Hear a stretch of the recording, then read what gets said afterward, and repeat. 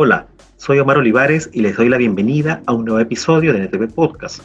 En esta ocasión vamos a conversar con Rosa Emilia Salamanca. Rosa Emilia es directora estratégica de la Corporación de Investigación y Acción Social y Económica, CIACE, en Colombia, y ha dedicado su vida a la defensa y promoción de los derechos de las mujeres y la igualdad de género. Además, ha sido parte de la mesa de mujeres que impulsó el enfoque de género en las negociaciones de paz entre el gobierno de Colombia y las FARC. Con ella vamos a dialogar sobre la labor que desarrolla a favor de las mujeres y de la construcción de paz en un mundo constantemente golpeado por la violencia. Bienvenida a Rosa Emilia, bienvenida a este espacio que es NTV Podcast. Como mencioné en la introducción, queremos conversar contigo un poco sobre tu carrera, sobre la trayectoria que tienes y que ha sido precisamente destacada por esta nominación a un premio global que es el premio Mujeres Constructoras de Paz. Por favor, ¿podrías contarnos un poco qué consiste este premio, qué es lo que está destacando? Y quizá hay otra compañera colombiana como tú que está también en carrera por esta nominación. Bueno, muchísimas gracias por esta invitación, Omar. Como siempre, es un placer estar con ustedes. Mira que yo también estoy un poco sorprendida con la nominación.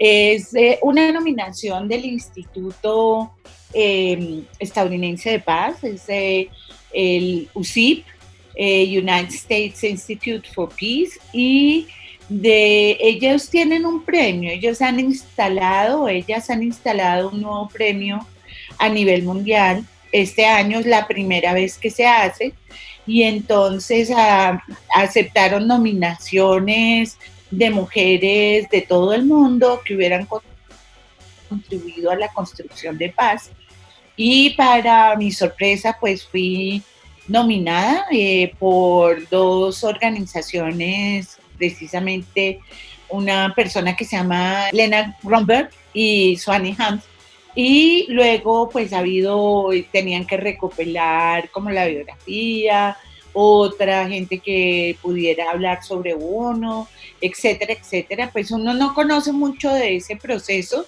Y luego el pasado miércoles yo tuve la sorpresa de que quedé como una de las 10 finalistas, por decir de alguna manera, de 150 mujeres que fueron nominadas.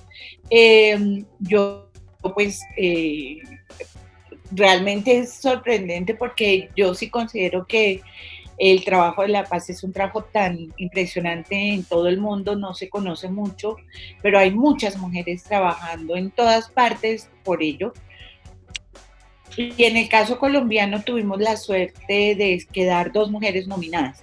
La otra compañera es una compañera también defensora de derechos humanos, lideresa de una región colombiana que es el Meta, y es una mujer muy interesante también. Ella también ha trabajado muchísimo por la paz. Ellas vienen de un ejercicio también de haber sufrido muchísimo durante el conflicto armado, entonces también muy merecedoras de esta nominación.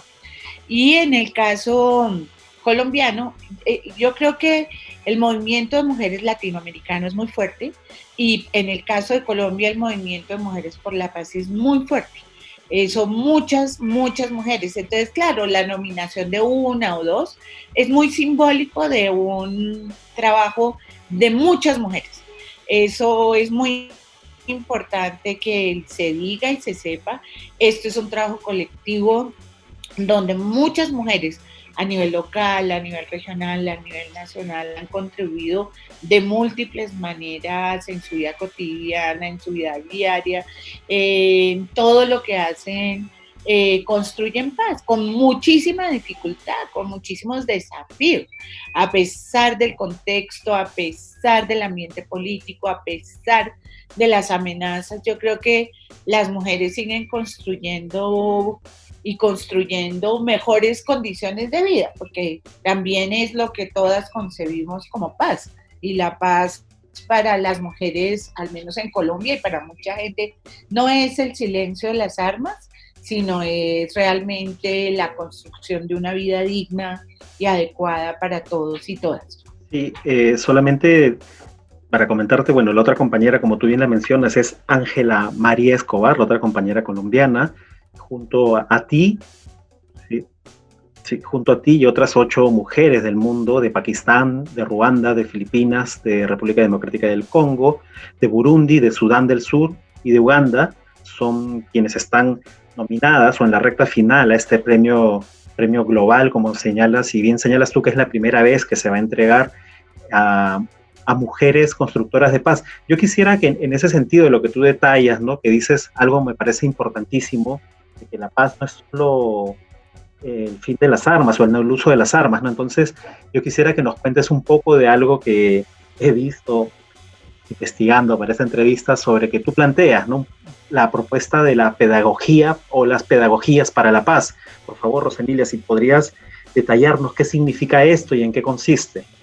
Sí, antes de seguir adelante, yo sí quisiera saludar y gracias por poner la nota a muchísimo Ángela María, porque un trabajo muy fuerte de la red donde ella pertenece, que es la Red de Mujeres Lideresas y Profesionales Defensoras de Derechos Humanos, y también a las otras colegas africanas y asiáticas que también han sido nominadas, muchas de las cuales hemos tenido la fortuna de conocer y muchas de las cuales son tremendas, tremendas, toda una vida trabajando por cambiar las situaciones en sus países. Son mujeres increíbles.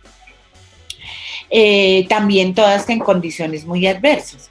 Y cuando tú me preguntas sobre la pedagogía de la paz, bueno, para Colombia este tema de la pedagogía de la paz tiene que ver con la manera como nosotros enfrentamos la construcción de la democracia, creo yo, y la democracia, y ahí hablo como mujer feminista, la democracia desde un punto de vista de la democracia radical, es decir, y cuando digo radical no estoy diciendo radicalizada en términos de confrontación, sino radical en términos de la profundidad que implica realmente la democracia. Entonces, en ese sentido, creo que es supremamente valioso entender que la construcción de paz tiene múltiples caminos. Aquí las mujeres en algún momento dado, en un colectivo del que yo hago parte, colectivo de pensamiento de acción Mujeres, Paz y Seguridad, desarrollamos el Pacto Ético por un País en Paz. ¿Y eso qué significaba? Significaba realmente retomar y repensar, redefinir lo que significa la ética de la democracia. Y eso son muchas cosas. Eso necesita un salto, digamos, cultural, un poco como lo anunciado en la vecindad, o sea, estamos en un cambio de matriz cultural muy profunda y eso implica un cambio de matriz cultural política, económica, social.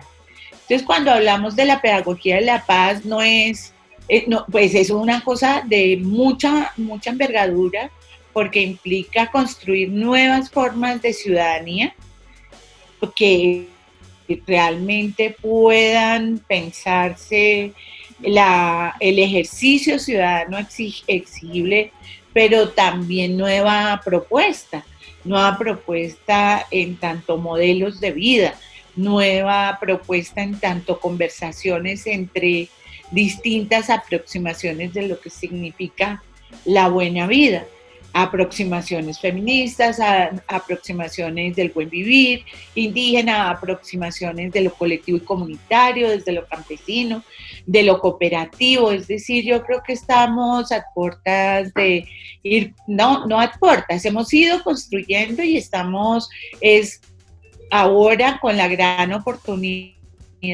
de mostrar que la paz tiene mucho que ver con el bienestar de la gente y que la transformación de conflictos tiene que darse no solamente en lo teórico, sino en lo práctico, en lo concreto, en la vida de todos los días, que es lo que planteamos tan fuertemente las mujeres.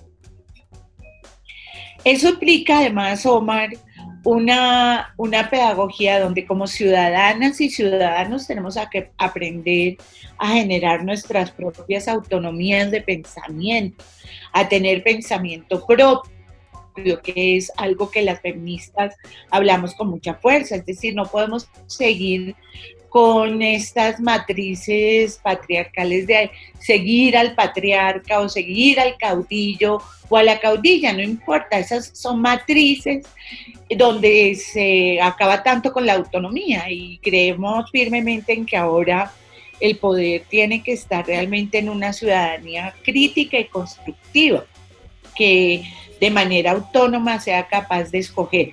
Y por otro lado, la política como está hecha hasta el momento, clientelista, corrupta, polarizante, también tiene que transformarse, tiene que aprender a construir la honestidad, tiene que aprender a construir en su rendición de cuentas a la ciudadanía y en el cumplimiento de los derechos que le han sido encomendados en múltiples constituciones, y no solamente comprar a la gente. Es decir, eso es lo que creemos que es pedagogía para la paz. No, es que la paz no es solamente que nos hablemos bien, es que nos hablemos bien, pero hagamos bien.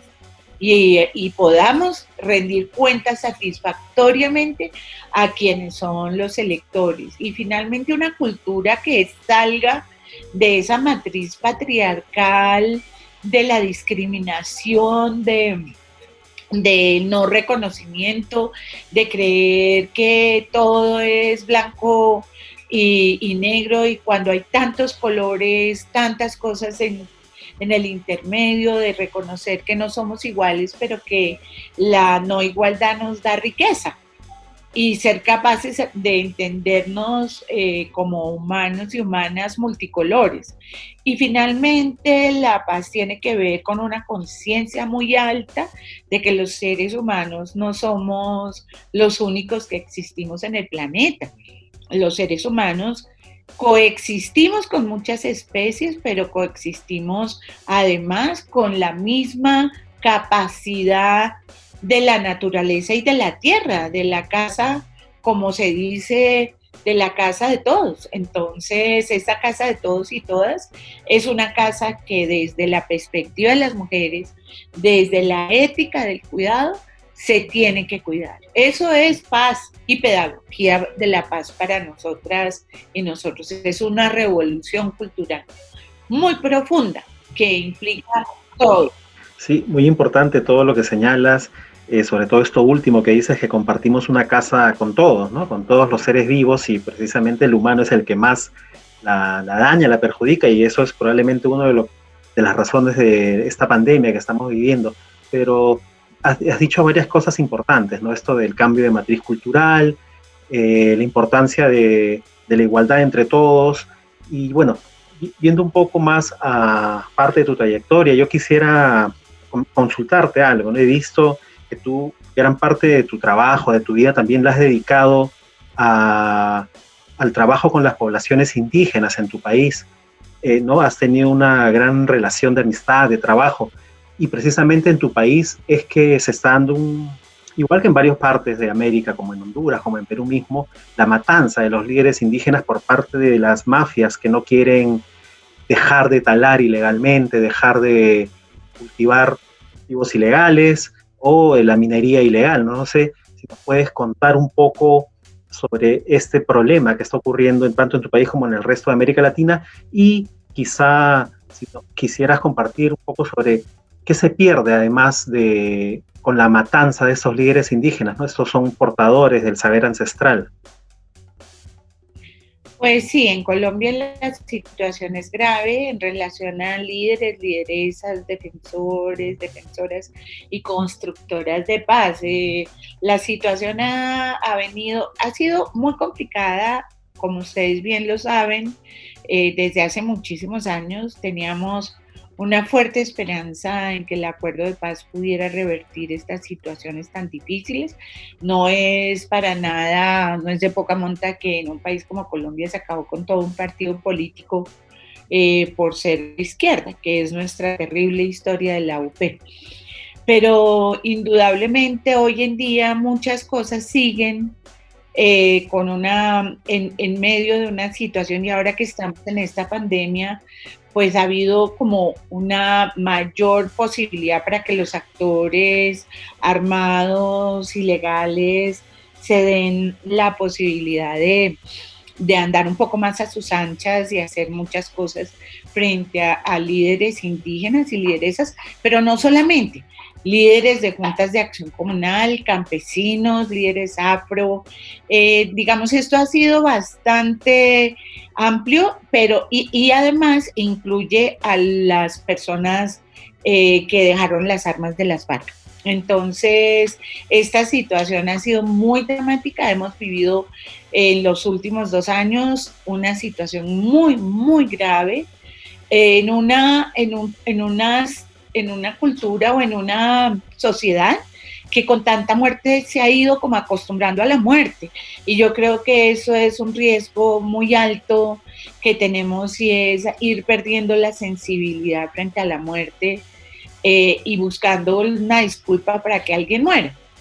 Entonces sí, en este momento tenemos una situación muy grave en un departamento que es el departamento del Cauca, donde muchos líderes indígenas han sido muertos por distintas razones, múltiples razones, por múltiples actores. Ahí hay actores que tienen que ver directamente con el narcotráfico y que obligan o que no quieren, o que quieren que muchas de las zonas sigan y se mantengan en un cultivo permanente de hoja o de insumos para el tráfico.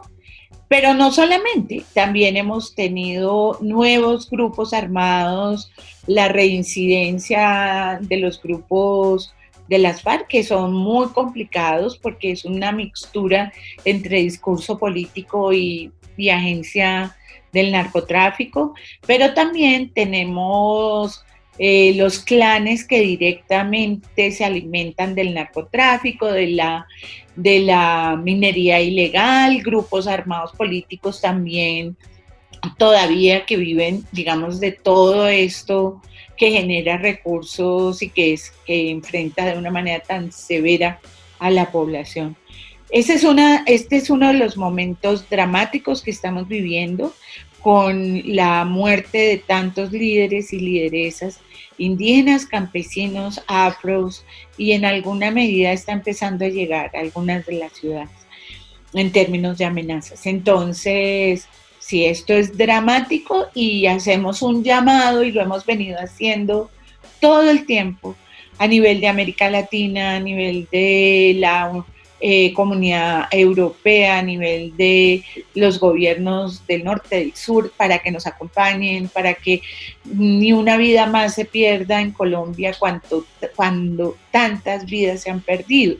Y finalmente decir que no se puede honrar un acuerdo de paz cuando la gente que ha firmado los acuerdos de paz y que está en proceso de reincorporación constantemente ve su vida en riesgo, pero no solamente en riesgo, sino que el asesinato de personas reincorporadas sigue siendo una acción sistemática a nivel del país. Todos los días tenemos una nueva persona excombatiente que está honrando los acuerdos de paz, que es asesinada. Esto es muy grave, muy grave, muy grave. Y Omar, perdona que te diga esto, pero creo que además cuando tú dices la inversión en un líder indígena, en términos de la inversión en todo sentido, no estoy hablando de la inversión en dinero, estoy hablando de la inversión cultural, en conocimiento, el valor increíble que tiene un líder, una lideresa, que ha tenido que enfrentar 1000 maneras para poder hacer su propio aprendizaje, sea una autoridad tradicional, sea quien sea. El valor que tiene es incalculable, pero además es casi irrepetible. que perdemos un liderazgo, se pierde un capital cultural, social, digamos, un saber. Sí, pero es más, es el saber de un país, el saber el conocimiento. Entonces, la pérdida, además de la vida, es la pérdida en saber, en conocimiento, que líderes y lideresas indígenas, campesinas, afro, aunque para nosotros el saber ancestral, Omar, para nosotras el saber ancestral en gran medida indígena, pero el saber ancestral afro es tremendo. Y el saber ancestral campesino que se ha construido durante décadas y décadas de cultura campesina. Entonces, para nosotras y nosotros perder toda esa transmisión y todo ese trabajo es indudablemente impresionante. También el saber político, también la ciudadanía que han ido construyendo estas lideresas y líderes que son asesinados, es la voz crítica que va muriendo en el país. Claro, esto que lo quería resaltar, ¿no? Lo que señalas que casi a diario algunos de los desmovilizados de las anteriores guerrillas están siendo asesinados, como tú dices, a diario. O sea, realmente con la firma del acuerdo no se logró en sí a una paz verdadera en el país. Quizás solamente para redondear esa parte, ¿qué más se necesita desde tu perspectiva para que se pueda realmente alcanzar un verdadero acuerdo de paz, ¿no? Tanto por parte principalmente del gobierno y de los grupos paramilitares, seguro que me imagino quienes están eliminando a los desmovilizados. Pues mira, es que hay demasiados intereses.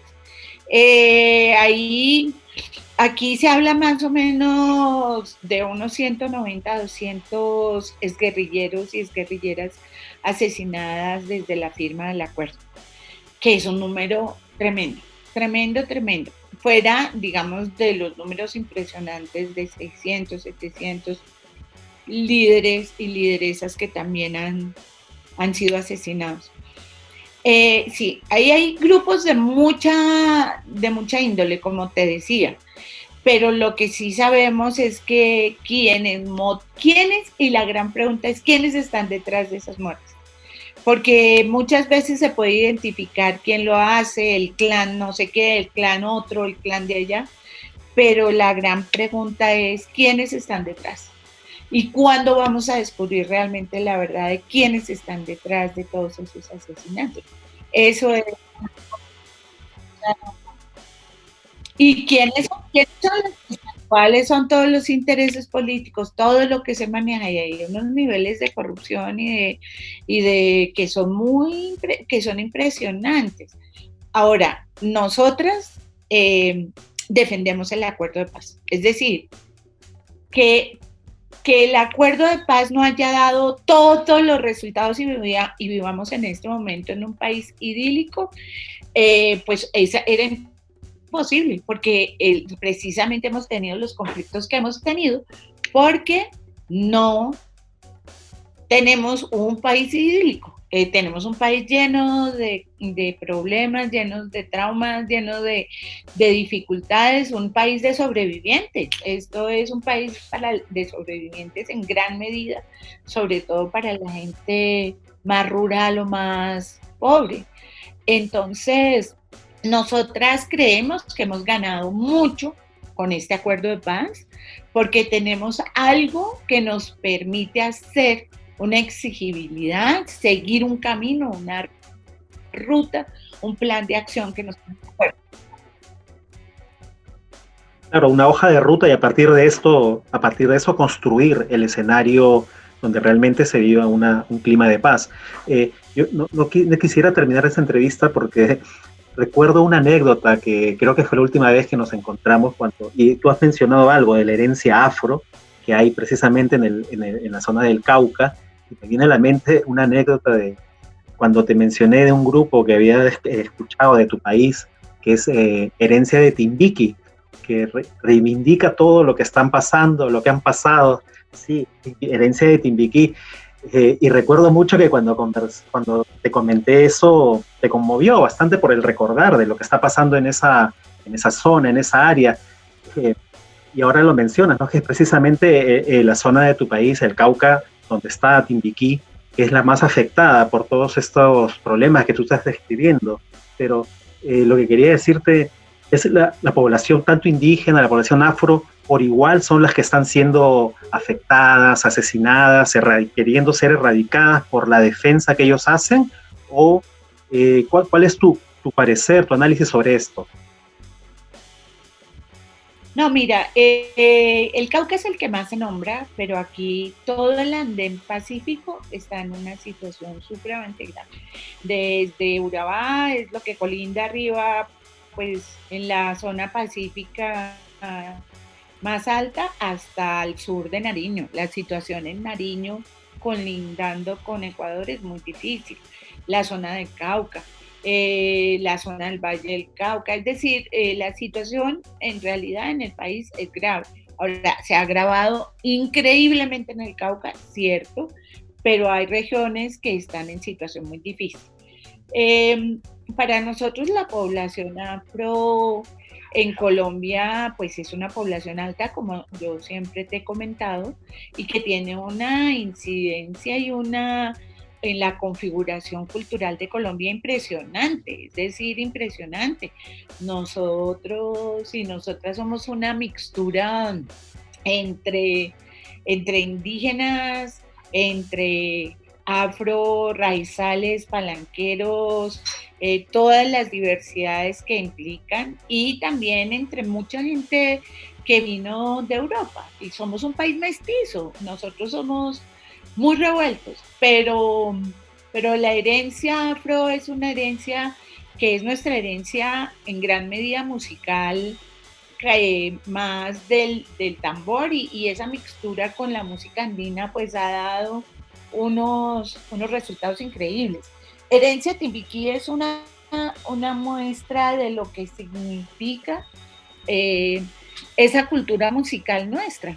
Y así hay un millón. Y yo creo que esa musicalidad y esa herencia musical de los afro es lo que les ha permitido en gran medida salir adelante de una situación muy difícil, en cuyas zonas se da la minería ilegal y se da fundamentalmente por el oro. Entonces, ahí la minería ilegal ha ido destruyendo los territorios a punta de extracción ilegal de oro, no extracción artesanal, porque la gente hace un trabajo artesanal, hay mujeres artesanas del oro increíbles que tienen unas organizaciones cooperativas, cosas bellísimas, pero lo que llamamos lo ilegal, es decir, el extractivismo del oro a gran escala, hecho a las patadas, una cosa horrible, ha ido acabando con muchos de los territorios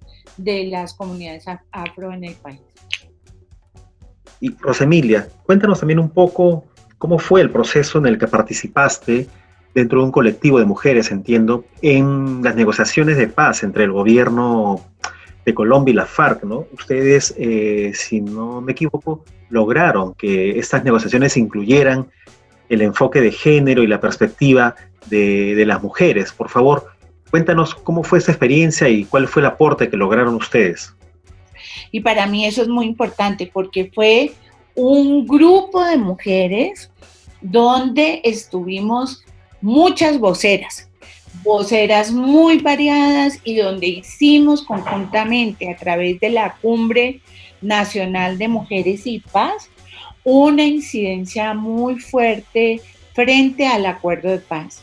Ese fue un trabajo colectivo, ahí no se puede nombrar una persona, no, fuimos todo una cumbre, un ejercicio de organización de las mujeres, más de 18 mujeres voceras que de una u otra manera se escribió, se hizo lobby, se planteó la comisión de género, se trabajó muchísimo, muchísimo. Entonces, a mí sí me parece que ahí debe ser muy preciso, en tanto fue la Cumbre Nacional de Mujeres y Paz la que incidió frente a ese ejercicio. Las mujeres a través de la Cumbre Nacional de Mujeres y Paz, de las cuales yo fui una vocera, pero éramos muchas voceras. Bien, Rosemilia, yo quiero primero reiterarte las felicitaciones por esa nominación, que es un reconocimiento más a toda una trayectoria de vida en la defensa de las mujeres, de los derechos humanos y en la construcción de paz, y qué mejor ejemplo que tu participación en las negociaciones para la firma del acuerdo de paz entre las FARC y el gobierno de Colombia.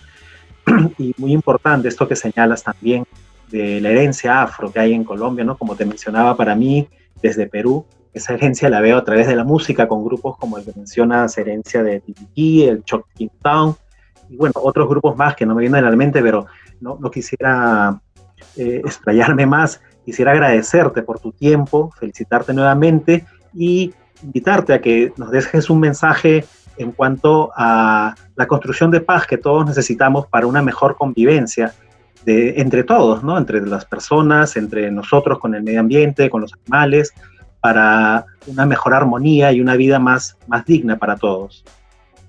Pues yo creo que esta nominación sea una oportunidad para que se destaque el trabajo de las mujeres colombianas, pero también de las mujeres latinoamericanas, por las posibilidades de construir nuevas rutas hacia la paz, nuevas miradas frente a lo que significa una seguridad integral, una seguridad mucho más holística, donde el miedo pueda ser algo que algún día América Latina recuerde como una parte muy compleja de su historia, pero que podamos construir opciones diferentes en términos económicos, sociales y culturales hacia una cultura de paz con bienestar.